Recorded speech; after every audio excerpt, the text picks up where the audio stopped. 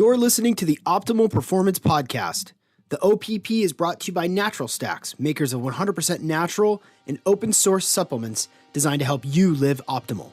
For more information on how to build optimal mental and physical performance into your life, go to naturalstacks.com. As I customarily do, I'm going to jump into a couple of Natural Stacks products that I dig and how I use them and what I notice. And today it's the Mood Stack, which has 4 products in it: the serotonin brain food, GABA brain food, vitamin D3, and curcumin. And you may not know this, but the serotonin brain food and the GABA brain food are just like all Natural Stacks products made to work together. And these two are really complementary. Serotonin is about positive mood and social ability, and GABA is about relaxation and calmness. And the vitamin D3, as you probably already know, supports immune function. It also supports general health and well-being, especially if you live in northern latitudes where you don't get much sunshine. And then the curcumin. And I've been taking curcumin every single day for years and years, and my body stays healthy. Normal and healthy joint function. It sustains metabolic function. It's anti-inflammatory. It's killer. It's made with organic coconut oil. These are awesome products that I dig. And if you use the code MAC15, MAC15, you get 15% off your first online purchase. And if you're sort of a stressed out, hard-working kind of person that's got a lot going on, and this might be the right stack for you. On today's episode of the Optimal Performance Podcast, we dig in with Nina Teicholz. And Nina Teicholz wrote a book called The Big Fat Surprise. And this basically goes over, this book took 10 years to write because Nina got into so many different studies around how it was that saturated fats were bad for you.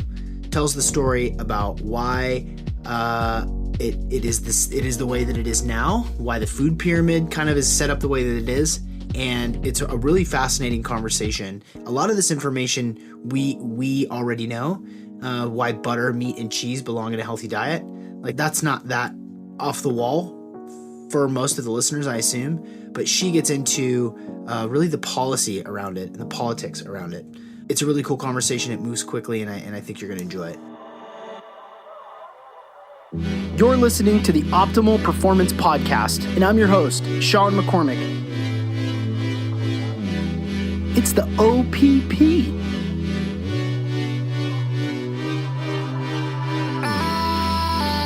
I'm a performance coach, a wellness entrepreneur, a blogger, a speaker, a biohacker, and it's my privilege to bring to you the leading experts in the field of performance. So let's dig right in. Nina, thanks for joining us today. It's great to be here. Thanks for having me. So I like to start every podcast with this same question for all of our guests, which is, what is in your body today? What have you taken? What sort of supplements? What food? Like, what's in Nina right now? Oh, that's a good way to start off a show.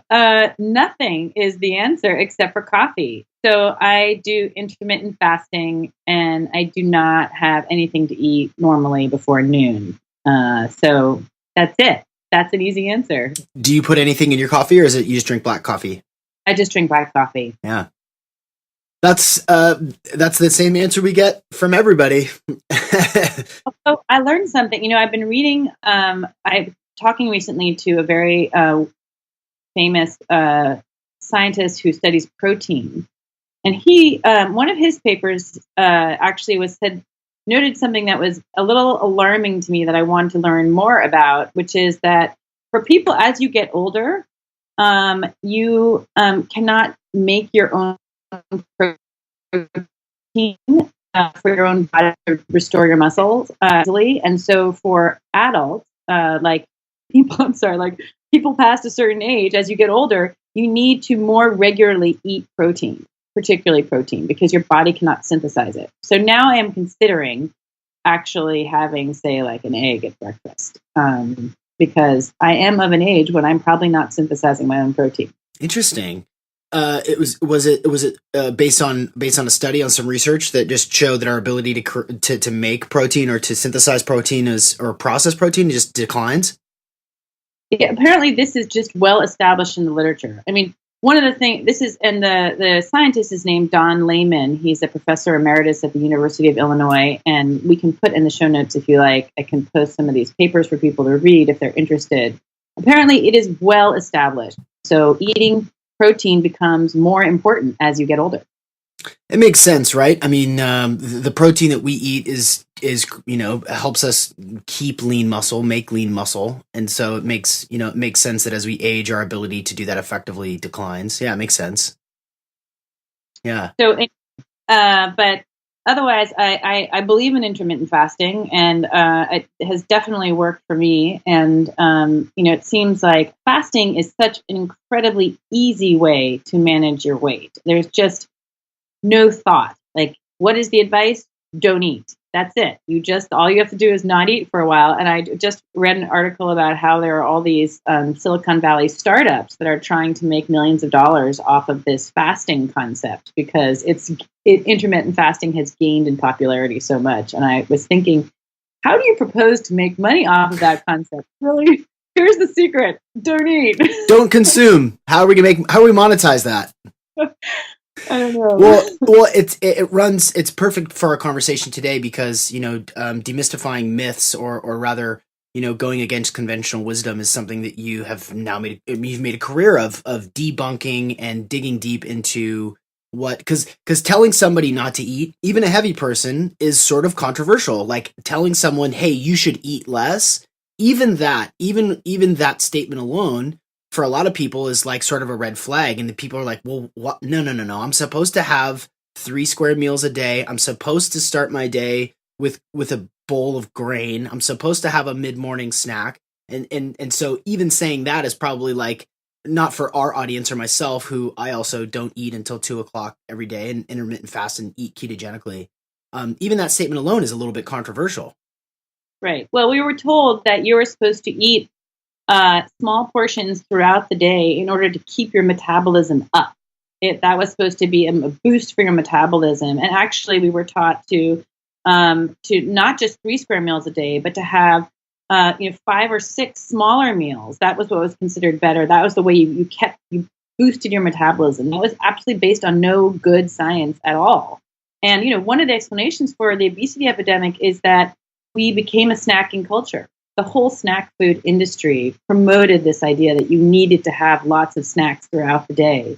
And now we know that what does your body really need? Your body needs a rest from the circulating glucose in your bloodstream in order to repair itself and in order not to have circulating insulin, right? Anytime you have glucose in your bloodstream, you've triggered the release of insulin, and that prevents you from accessing your fat stores, right? So anybody who's on a ketogenic or low carb diet knows that, but that's clearly not the advice that Americans have been told. Myth busting, you're right. Right, myth busting for sure. Well, I know that the book was published in 2014, right? Yes, my book, The Big Fat Surprise. The Big Fat Surprise. Can you give our listeners who are going to be shaking their head as they're listening to this, driving in their car, like, yes, of course, naturally. Can you tell us a little bit of the thrust of the book and what you found based on all of your research? Just like sort of what is the bottom line? The main argument of the book is around saturated fats, the kind of fats that are found in animal foods, but also coconut and palm oil. And we have thought for decades that those fats cause heart disease. So the main argument of my book is that those fats do not have any impact on your cardiovascular health. In fact, they're probably good for your cardiovascular health. And that's a very controversial argument still. I think the larger story of my book is it really tells the story of how we went down this path of having wrong nutrition guidelines. Like, how do we come to believe that fat and cholesterol, and especially saturated fat, are bad for health? What is the story?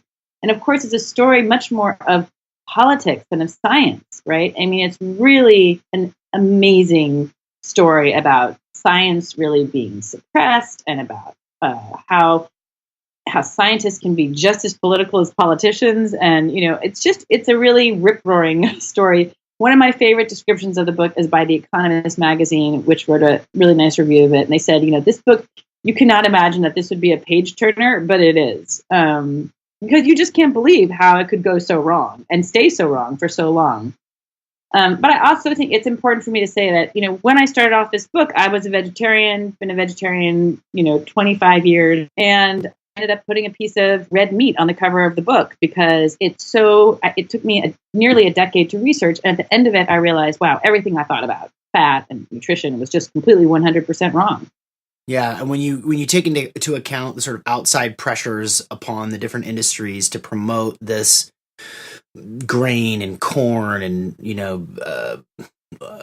seed oils and stuff like that, it's enough to make someone really frustrated and to ask questions about how policy works and how politics works, because I'm from the generation that sort of gen, I guess I'm on the tail end of the millennials. I'm sort of the oldest millennial, and my dietary experience growing up and the sort of dietary reality of my parents is that you need lots of grain, is that you need lots of pasta, you need lots of bread, and it's taking a while to sort of undo that narrative, right?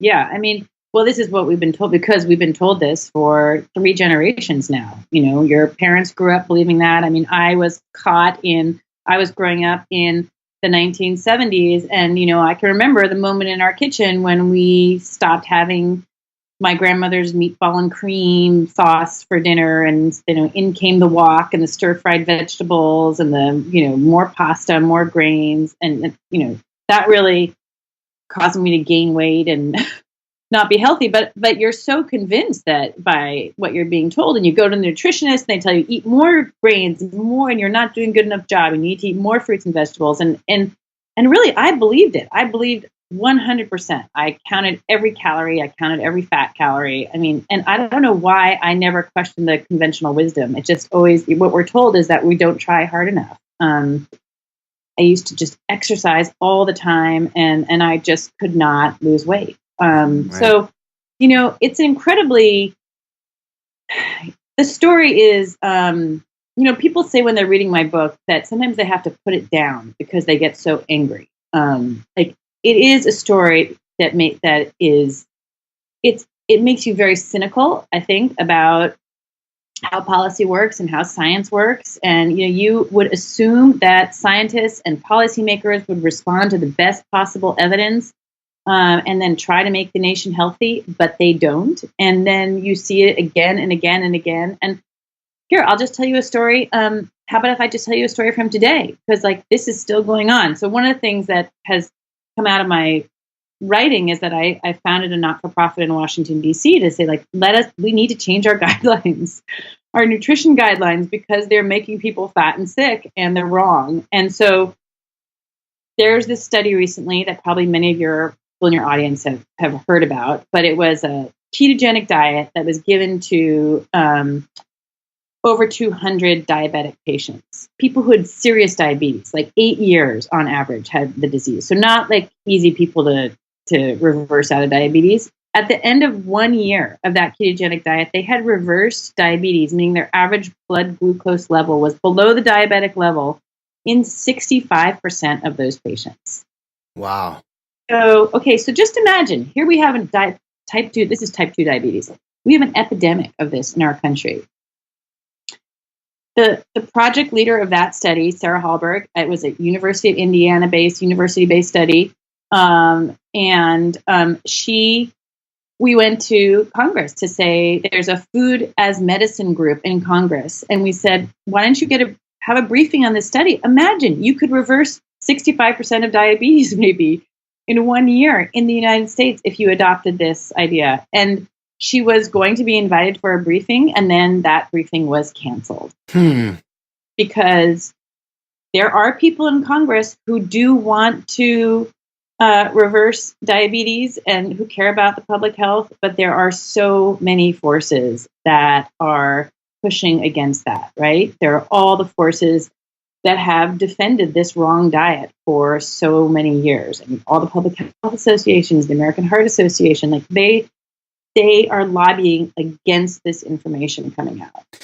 It begs the question, right? Without maybe you get to this in the book a little bit, but what where my mind goes is there a greater sort of nefarious angle, right, to keep people sick and fat and dependent on um the corn industry and the grain industry? Is there a greater conspiracy to keep people sick? It's a complicated answer to that. I don't think there's a conspiracy theory. I think there's a set of really strong interests that prevent change, right? And we'll just go through them briefly. The food industry, as you say, corn, soy, wheat, big vegetable oils, which include companies like Monsanto, ADM, Cargill, Bunge, some of the biggest companies in the world. They want you eating vegetable oils. They do not want to lift the caps on saturated fats, right? They want you eating those unsaturated fats instead. So there's a big interest of the food industry to prevent change. And then secondly, there is an interest by every university and every public health association and all the professionals who have invested, 3 generations of professionals who've invested their careers in telling Americans to eat a high grain, high carbohydrate diet, right? So how can they say they're wrong, right? All the scientists at Harvard and Tufts, and they would all have to admit they're wrong. The American Heart Association would have to admit that it launched this bad advice in 1961 and it was wrong from the start. I mean, how can you do that? It seems almost inconceivable. And there is the interest of pharmaceutical companies who clearly have an interest in keeping America sick, right? So, and who do they support? When I started doing my research, I just did not understand, like, why do food scientists get all this money from big pharma? But they do. There's a huge amount of big pharma money going into nutrition research because they want to support this diet that keeps Americans sick. And who supports the American Diabetes Association? 100% device companies, pharmaceutical companies. So, they, in their last 2 annual meetings, have not even had one session on low carbohydrate eating. They, there's not a single conversation about low carbohydrate eating at their annual meetings. And instead, you can get things like, like a device that attaches surgically to your stomach so that you can, it's like medical bulimia, where the food comes out and you have No. that. So you could eat bad food and then expels through your stomach to this. I mean, it's so revolting. Oh my gosh. Those are the companies that support the American Diabetes Association. Same with the American Heart Association, supported by all kinds of pharmaceutical companies and food companies. So those it's very cynical. And I hate to have this thought, but it is true that if you tell Americans to just go eat a healthy diet, they are no longer taking 5, 6, 7 medications a day. They're no longer on insulin, and that does not benefit pharmaceutical and device companies. Yeah. There's got to be, I wonder about the, like, sort of the line, what the suggestions would be, because, so myself, as an example, I've been eating ketogenically, I usually do 80-20. I have a cheat day. For the most part, I eat really high fat, moderate carbohydrates, but they're, yams and sweet potatoes and stuff like that. I try to stay away from fried foods and lots of leafy greens. And my cholesterol is with conventional wisdom, just off the charts, like really asking for heart disease, because my cholesterol is really high and has been really high for a number of years. Total cholesterol or LDL? Last time I checked, I don't remember actually. I'm not sure which it was. I think they were both high. Okay. But that for the people who are taking their sort of own nutrition and eating for what feels right and what keeps them less inflamed, what's it gonna take to sort of reprogram common wisdom and knowledge about having high cholesterol and having that not be a health risk?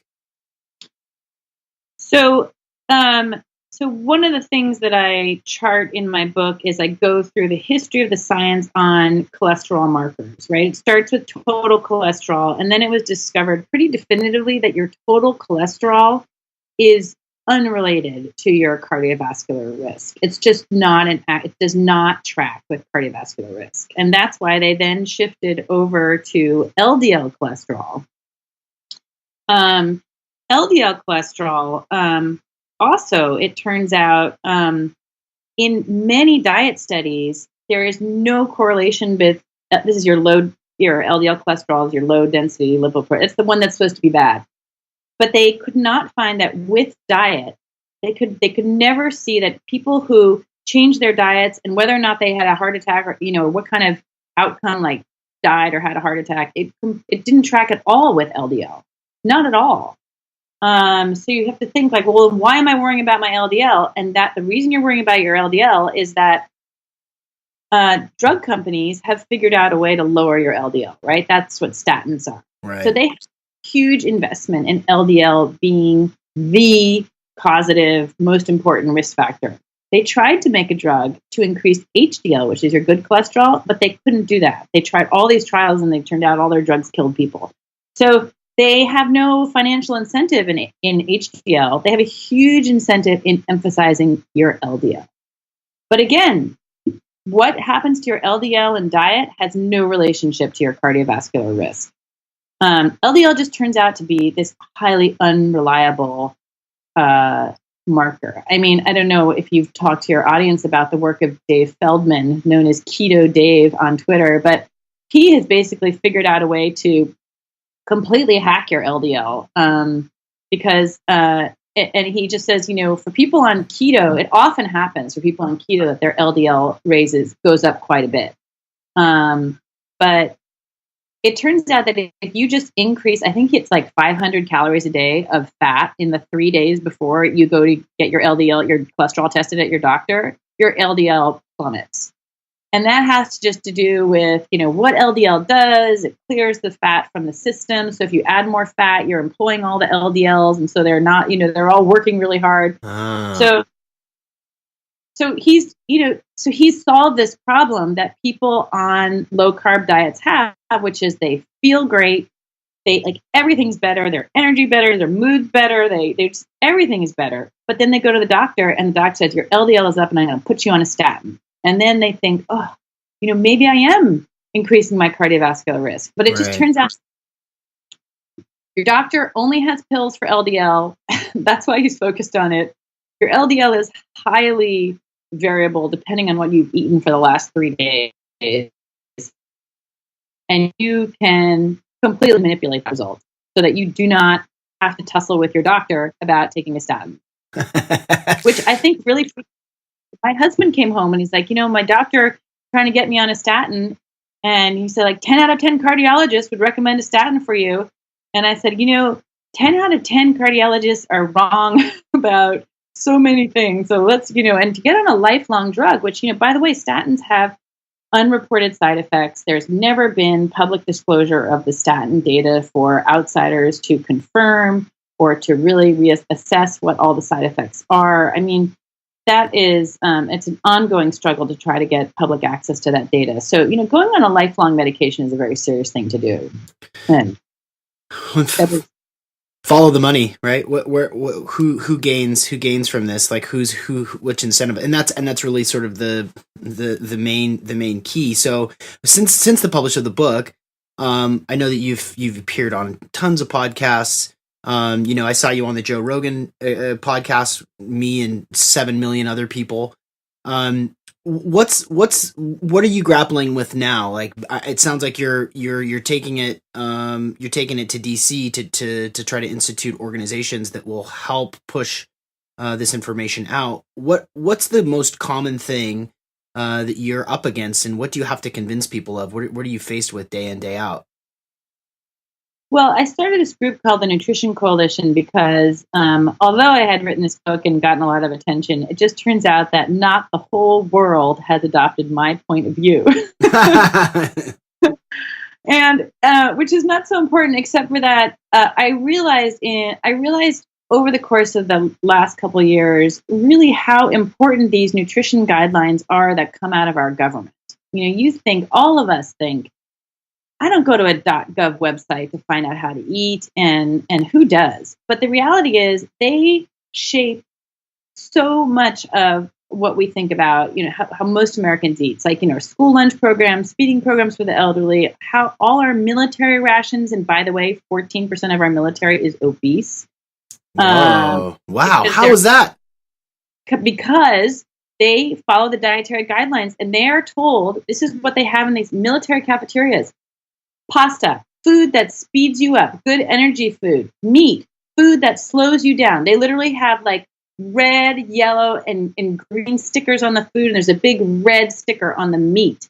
So these guys are getting fat, and not only are 14% obese, but up to two-thirds are overweight or obese. And, at any point in time, 10% of our military is unable to serve. So that's pretty amazing, right? So the military, schools, feeding programs for the elderly, and even more important, I would say, is that the dietary guidelines are really downloaded to every doctor's office, every nutritionist office, every dietitian, every nurse. Their professional associations just download the guidelines, and then they go out to every office, every hospital, every clinic in the country. Also, all nutrition education in schools. So every time you go to a healthcare practitioner, you are getting the guidelines. And everybody's told, eat more grains, don't eat fat, ramp up on the fruits and vegetables, avoid red meat. And so I realized that, that's just, even if all of us and all of your listeners have taken care of their own health, and maybe they're able to help their family, but they probably still, they're afraid to go to their doctor and have to explain their crazy diet, or their child at school, or their elderly parent at a nursing home, or somebody goes to the hospital and, goes into relapse because they're fed some really high carb, crappy hospital food. All of that is controlled by the guidelines. And that's what I realized, this has to change. And so that's when I started doing this work in Washington. And, it's a huge undertaking. I bet. But it just has to happen. It's it has to happen, because otherwise, the trajectories on obesity and diabetes and all these fatty liver disease, Alzheimer's, everything is they just get worse and worse. And the conversation in Washington is so closed. It is really our dietary guidelines are fine. Everything's fine. It's just Americans are too lazy and stupid to follow them. And that is why, if only we could just get it into their heads how important it is to do a better job and exercise more. So, it's just a tragic situation. So, so it's a big job. We have to do something to, the reason the guidelines are so bad is that the experts in charge have been basically allowed to cherry pick the science. They just select the science that they want. So one of our jobs is to try to really enact some kind of legislative change that says, look, the guidelines need to be based on sound science. It's crazy to base our guidelines on this really weak kind of data called epidemiological data. I mean, just to give you an example, those caps on cholesterol, the reason that everybody avoided egg yolks and shellfish for so long, that was all based on this weak data. And then so then people for decades don't eat these healthy foods with lots of nutrients in them. And then they said, oops, sorry, we were wrong about that. Well, how many millions of Americans have suffered in the meantime? Also the low fat diet, that's all based on this kind of weak epidemiological data. So our effort is to just try to say, you must use good, rigorous science. So what's some of the good science? What sort of studies are important based on what you've seen? Well, in general in science, there's this weak epidemiological data that comes from people writing down food frequency questionnaires. I don't know if you've talked to your listeners about that, but that's when people say how many peaches did you eat in the last 6 months? And how many pears did you eat in the last 6 months? I mean, it's really unreliable data. Right. And they take that data and they put it in a computer, and then they see, who 10 years later dies or suffers from disease. And, most of these studies, they only ask you once about your diet, as if nothing ever changes. But in any case, even if they ask you every 6 months, I don't even remember what I ate yesterday, much less for the last. So that data is really unreliable. The only kind of data that really can show cause and effect in nutrition are what's called randomized controlled clinical trials. like that study on type 2 diabetics I told you about. That was a controlled clinical trial where you separate people into two groups. You give you give one group, you give, say, a diet high in saturated fats. The other group, you give a diet low in saturated fats. Actually, this experiment that I'm describing was done in the 1960s and 70s. Huge experiments were done. They could never find that the people eating less saturated fats and replacing them with vegetable oils, so like margarine instead of butter and soy-filled milk and soy-filled cheese, and those people, they never could show that those people had any benefit. There was no benefit. And in fact, in the most famous study called the Minnesota Coronary Survey, the men who lowered their cholesterol more actually had higher rates of cardiovascular death. And the people eating more vegetable oils, this was found in numerous trials, died at higher rates of cancer. So this is the amazing thing. What happened to all those studies? Why did we not know about them?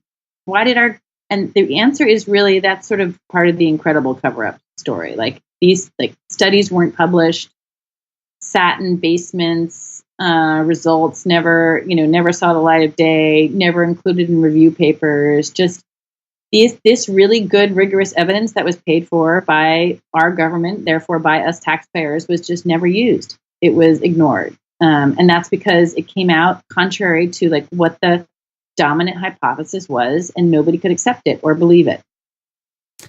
What drew you to this line of work? And I know that you were a vegetarian for a long time, and you ate the way that you were told, the way that you were suggested to be healthy. I experienced a similar thing. I was a vegetarian for 2 years in college because I was trying to lose weight and stay fit, and I could not eat enough food. I was never satiated. So then that means way more cheese, way more bread, and it's college, so way more beer. And I was bloated, and I was heavy, and I was tired, and I had bad skin, and I had sore joints, trying to play college soccer as a vegetarian. I just couldn't get enough food. Was that a catalyst for you, your sort of own dietary journey? Was that a catalyst to jump into 10 years of study to tell the story?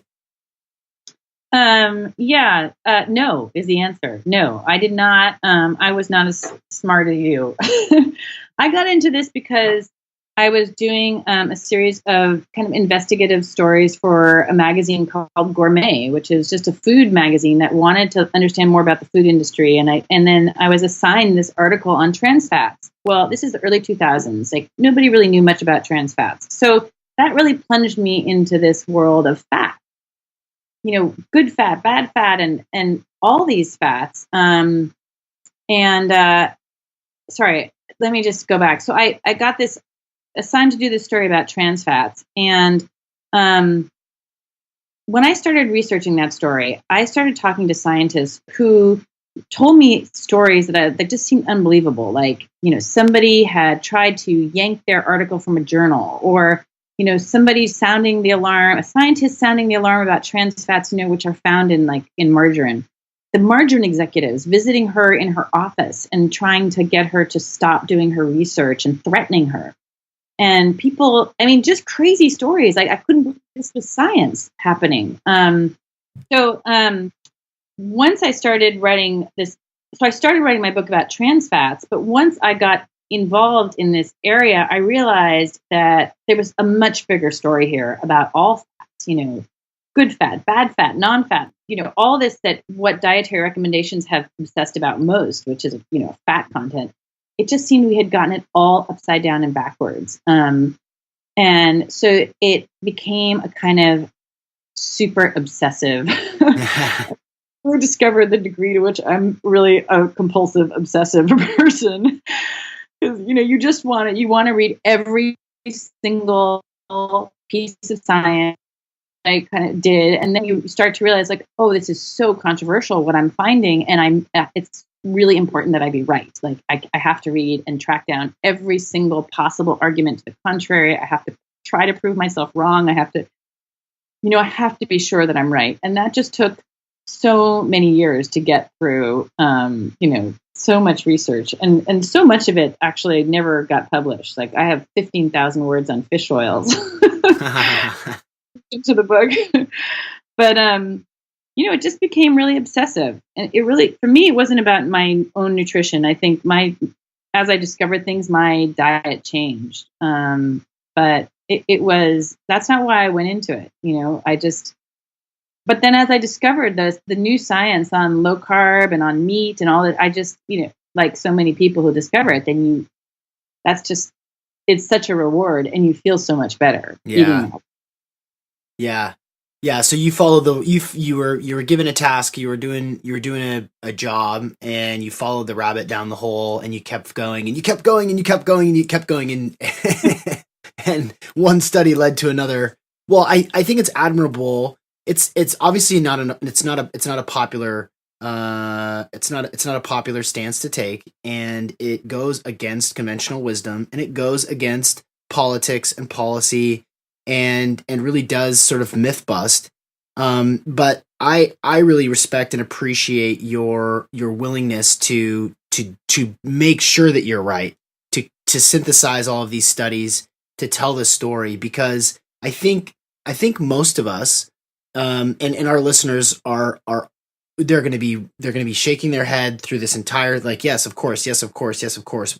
But the greater population, I think that they probably know that how they feel when they eat poor food, and even calling it vegetable oil is sort of a misnomer, right? Because it's what is a canola anyway? Like, what is that? Who knows? I know what an olive is. I know what avocado is. Using that oil makes sense, but why canola, right? What's in Pam? Like, what these sorts of manufactured fake foods. I think when people eat these sorts of foods, they know that they feel lousy, but they trust their doctors and they listen to the conventional wisdom. And it's going to be a long road. It's going to be a long road to educate sort of the greater population about that they've been duped, and for a long time. Yeah, and I think probably your listeners have this experience where they know it works for them. They have multiple frustrating conversations with their, doctor, or even people in their family. I mean, I can't tell you how long it took me to just get my mom to stop having low-fat, high-sugar yogurt for breakfast every morning. And she's like, well, I'll ask my doctor about that, sweetie.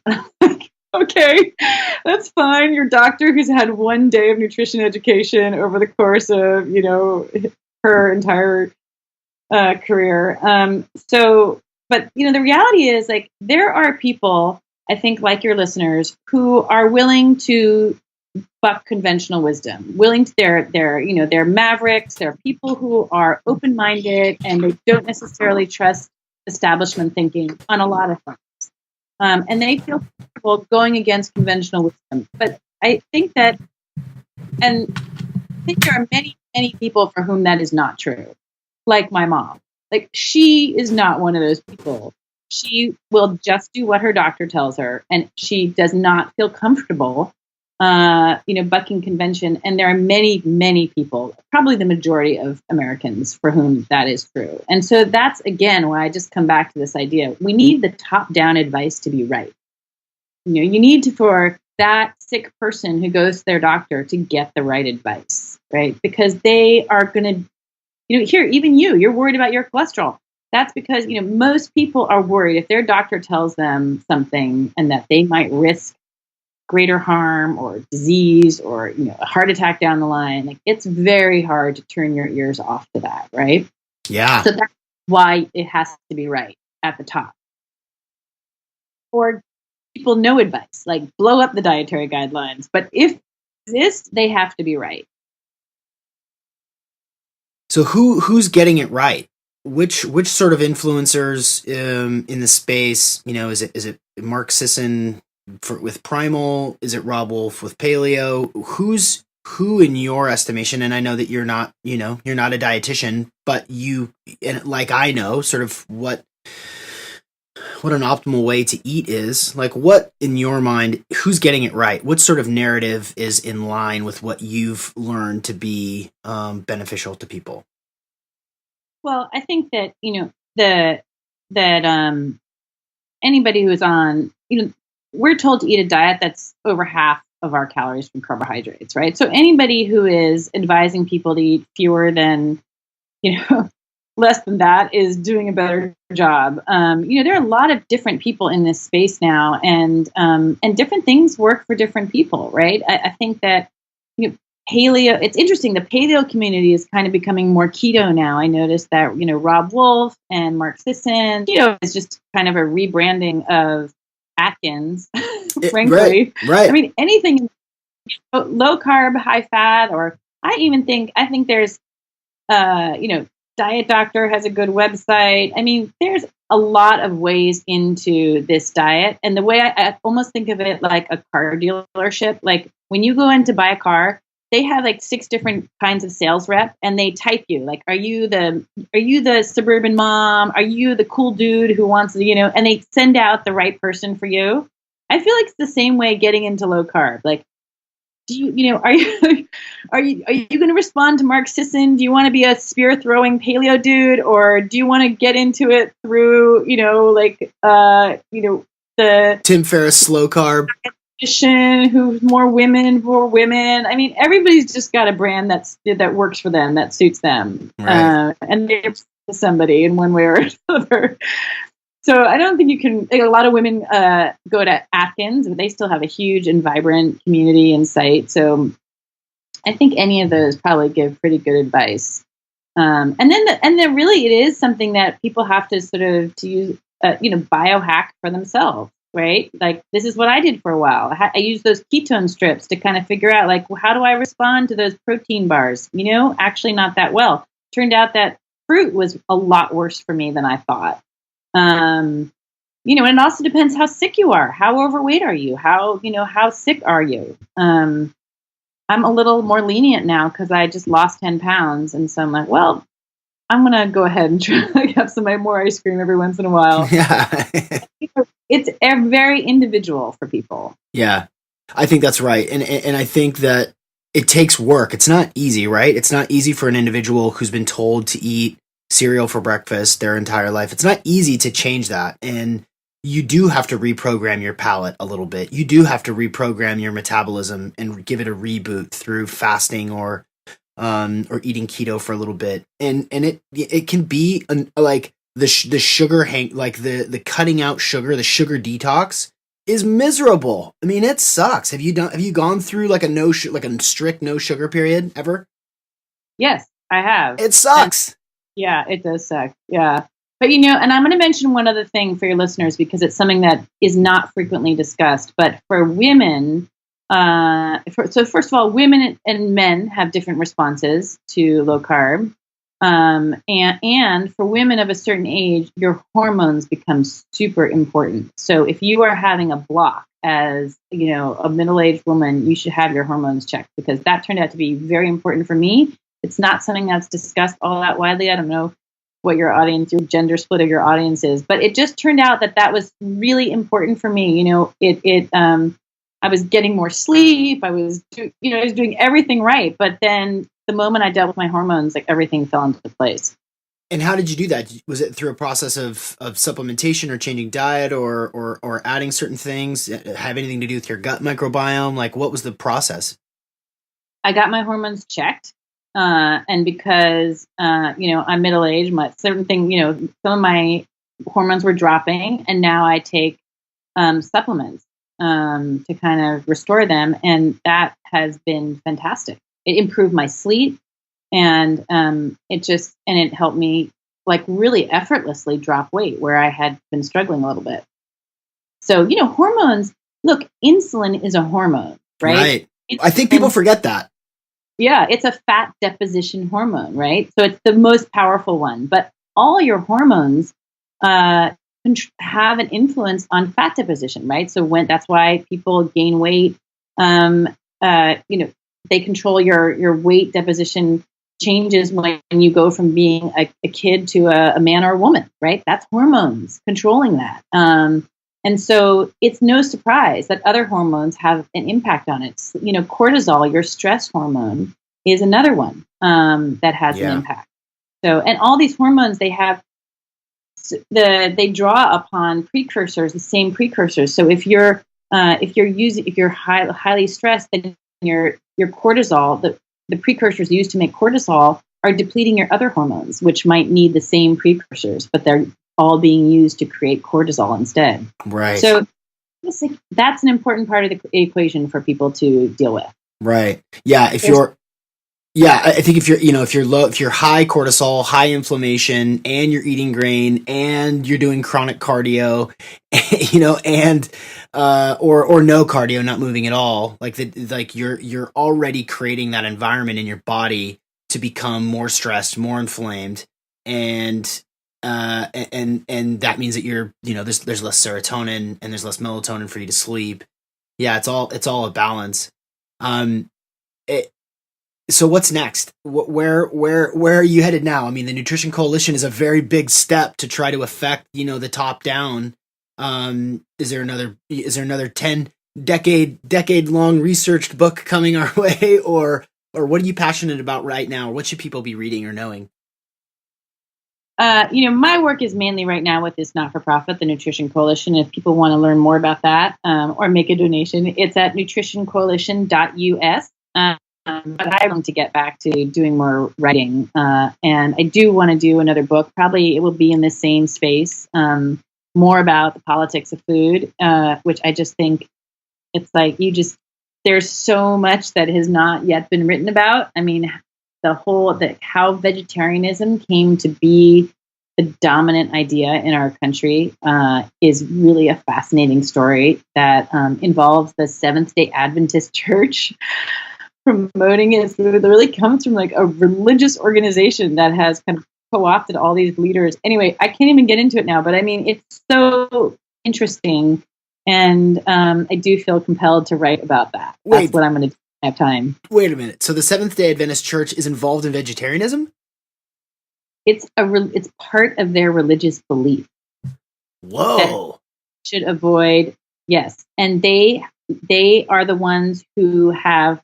They do some of the most influential studies showing that their vegetarian diet is the best for health. I mean, but they promote it as a religious belief, and they have all kinds of connections with healthcare organizations across the United States, and they have influenced some of our leading researchers in the field. So, and they. I want to make sure I'm getting this right, but I think it's the founder of the American Dietetics Association was a Seventh-day Adventist. So there are all these religious currents going through. It's really this bizarre thing that this ideology has. It really is this. It's a faith-based ideology that has captured all of our nation's elite into thinking that this is the best possible diet. Wow. Anyway. For the next podcast, right? Yeah. Wow.